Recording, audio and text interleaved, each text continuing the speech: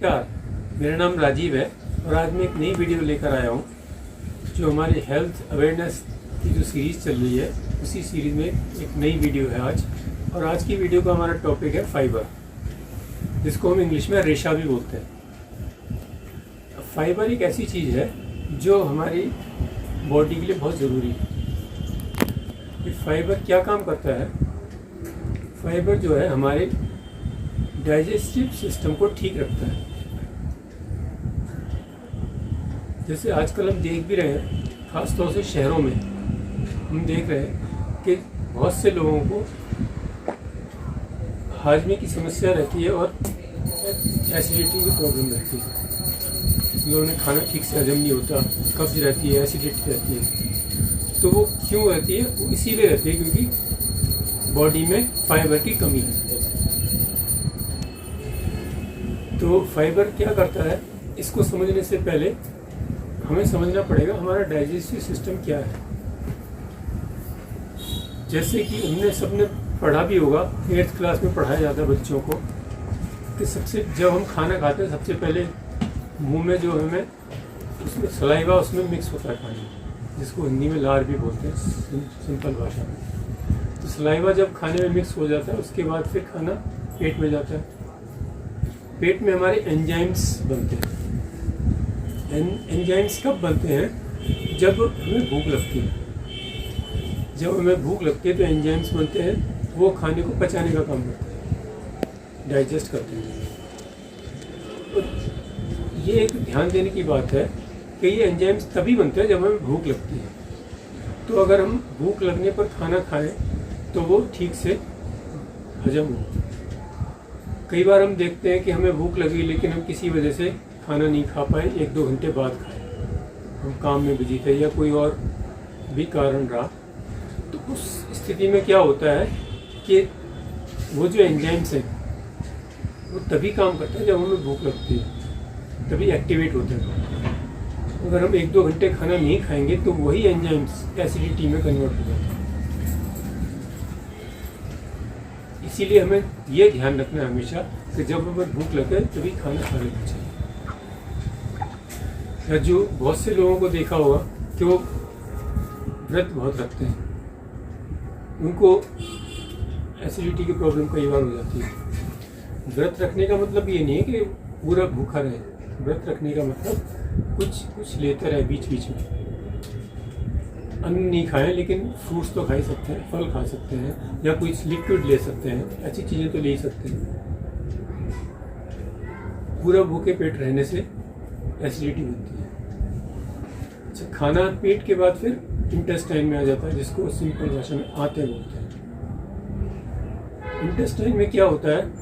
हमारे इंटेस्टाइन में रेशे होते हैं बहुत सारे चारों तरफ इंटेस्टाइन के अंदर।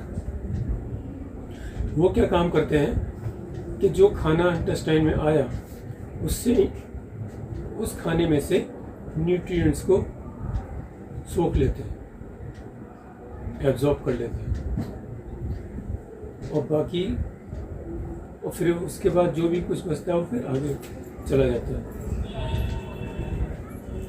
तो इनका काम सिंपल यही होता है,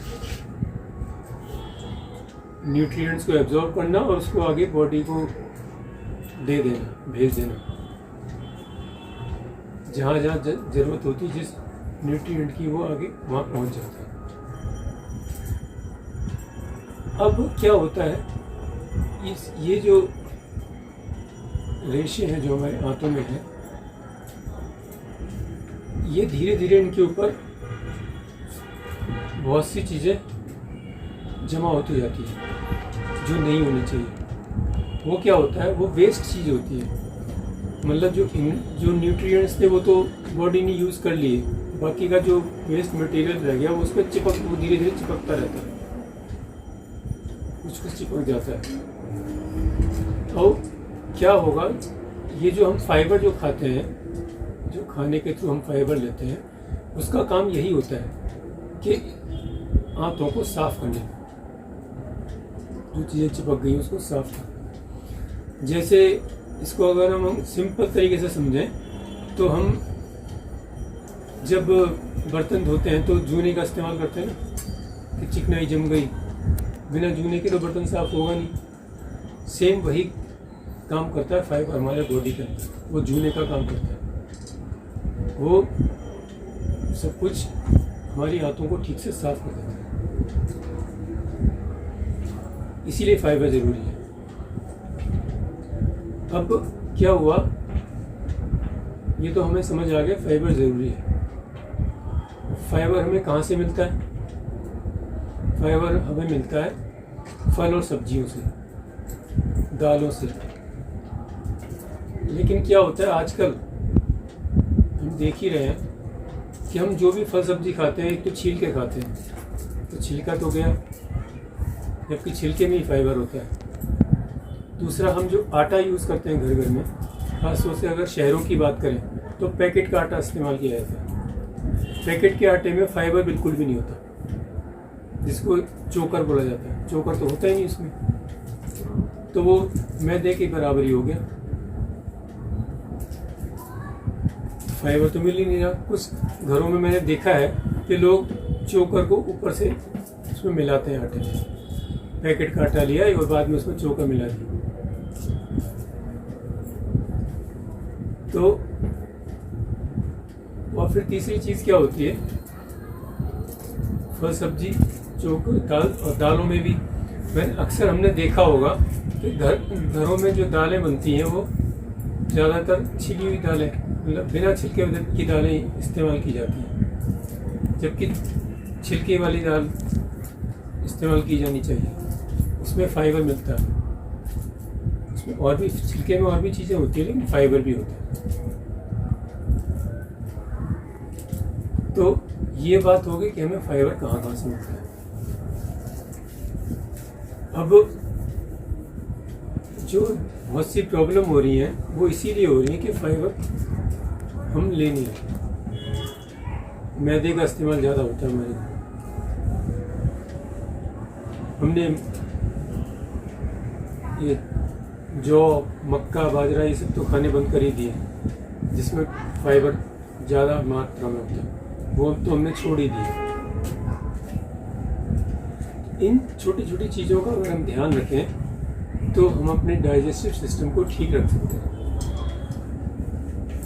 तो आज की वीडियो आपको अच्छी लगी हो तो इसको एक तो ज़्यादा से ज़्यादा शेयर करें। हमारे चैनल को अगर आपने सब्सक्राइब नहीं किया, सब्सक्राइब करें और बेल आइकन को ज़रूर दबाएं, क्योंकि क्या होता है अगर हम बेल आइकन को नहीं दबाएंगे तो आपको पता ही नहीं लगेगा कि नई वीडियो कौन सी आई है। इसलिए बेल आइकन को ज़रूर दबाएं। धन्यवाद।